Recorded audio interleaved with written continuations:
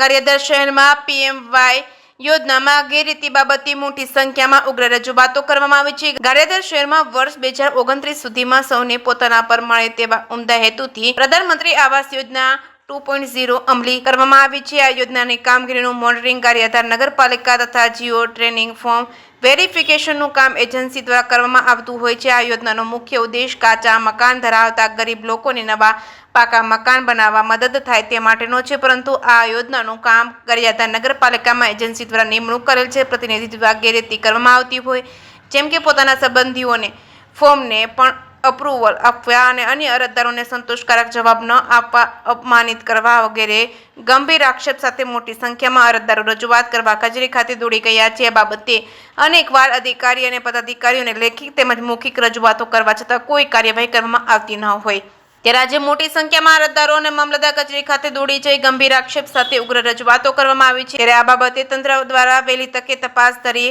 કાર્યવાહી કરવામાં આવશે કે તે હવે જોવાનું રહ્યું છે. કેસરી ગુજરાતી સાથે અશોક ચૌહાણ, ગારિયાધાર. આજે તારીખ 19/6/2025 ના રોજ તમામ લાભાર્થીઓ નગરપાલિકામાં હાજર રહ્યા છે. તેનો પ્રશ્ન એ છે કે અમે 3 મહિનાથી ફોર્મ ભર્યા છે તો અમારે કોઈ જવાબ કેમ નથી આપતો, અને છતાં અમે જો અહીં આવીએ છીએ તો અમને પહેલાં પ્રથમ તો જ્ઞાતિ પૂછવામાં આવે છે. તો કે બંધારણ લેવલે કોઈ પણ અધિકારી કોઈ વ્યક્તિને જાતિ પર્સનલ પૂછી નથી શકતો. બીજી વાત કે જો 3 મહિના થઈ ગયા, 3 મહિનામાં ખાલી 90 ડીપીઆર બન્યા છે.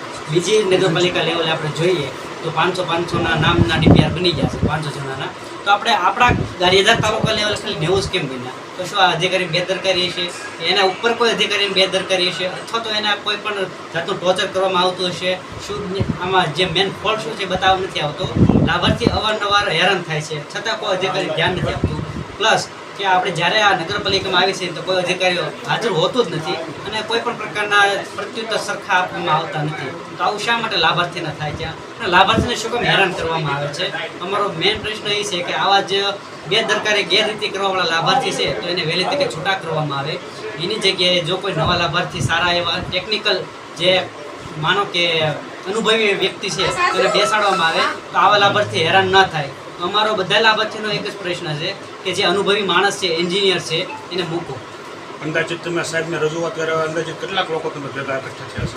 અમે 600 થી 700 જેવા લાભાર્થી આવ્યા છીએ. એમાં ઘણા ખરા વહી જાય કારણ કે આમાં અમુક મહિલા પ્રેગ્નન્ટ પણ છે, કોઈક પોતાના નાના બાળકોને મૂકીને આવેલા છે, કોઈક અત્યારે વરસાદી માહોલ છે તો બહારગામથી પણ આવેલા છે. એટલા માટે 400-500 લાભાર્થી અત્યારે હાજરમાં છે. તમારો મુખ્ય વિષય શું છે?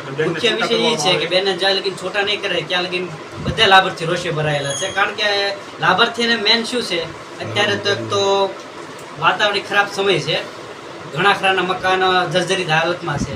તો એના બધા લાભાર્થીને એક જ સપનું હોય કે આખા વર્ષમાં મીન્સ કે આખી જિંદગીમાં ઘર એક જ વખત બને છે. તો એનું આ સપનું સાકાર થાય એટલા માટે લાભાર્થી અત્યારે ઉપસ્થિત થયા છે. અરજદારો પ્રધાનમંત્રી આવાસ યોજના અંગેની રજૂઆત કરવા આવ્યા છે કે સરકાર દ્વારા જે એજન્સી નિમણૂક થઈ છે એ એજન્સીના કર્મચારી દ્વારા એમ કે વ્યવસ્થિત કામગીરી કરવામાં આવતી નથી અને એમને હજુ સુધી લાભ મળવાની શરૂઆત થઈ નથી. એટલે એમને એજન્સીના જે કર્મચારી છે એના પ્રત્યે સખત નારાજગી છે. એટલે એમની રજૂઆત એવી છે કે એજન્સીના કર્મચારીને બદલવાની કાર્યવાહી કરો.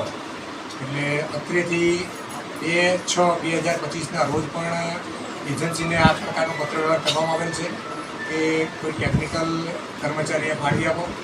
અને આજરોજ આ રજૂઆત મળેલ છે તો રજૂઆતના અન્વયે આજરોજ ફરીથી પણ એ પુનઃ રજૂઆત અત્રેથી કરવામાં આવશે.